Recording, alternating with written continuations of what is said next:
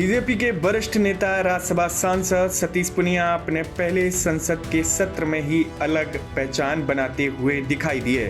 संसद के अंदर हो या राष्ट्रीय मुद्दों पर लेकर राज्य स्तरीय सवालों को उठाने का मामला रहा हो या मीडिया को जवाब देने का, खुलकर बोले। अमूमन नए सांसद बोलने में हिचकते हैं, लेकिन पुनिया ने अपने अनुभवों का लाभ उठाया। राजस्थान बीजेपी के प्रदेश अध्यक्ष का कार्यकाल रहा हो या हरियाणा के प्रभारी का, पुनिया ने अलग ही हिट कर दिखने की कोशिश की। उसका उन्हें लाभ भी मिला। प्रधानमंत्री नरेंद्र मोदी ने उन्हें राज्यसभा में मौका दे दिया है। अब राज्यसभा की नई पारी की शुरुआत शानदार ढंग से की है।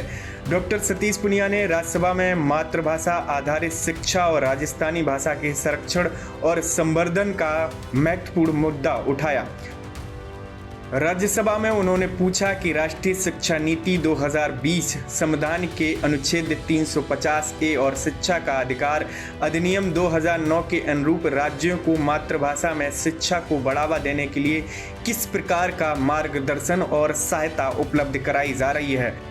साथ ही उन्होंने राजस्थानी सहित क्षेत्रीय भाषाओं के संरक्षण के संवर्धन से जुड़े और हालिया न्यायिक अवलोकनों के संदर्भ में केंद्र सरकार द्वारा उठाए गए कदमों की जानकारी भी मांगी।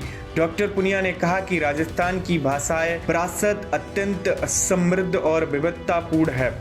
राजस्थान के अंतर्गत आने वाली मारवाड़ी, मेवाड़ी, सिखावटी, हड़ौती, डंडोड़ी, बागड़ी, मेवाती सहित विभिन्न बोलियां प्रदेश की सांस्कृतिक पहचान की अमूल्य धरोहर हैं। इन भाषाओं और बोलियों में शिक्षा को प्रोत्साहन मिलने की नई पीढ़ी अपनी संस्कृति, इतिहास और परंपराओं से अधिक मजबूती से जुड़ सकेगी।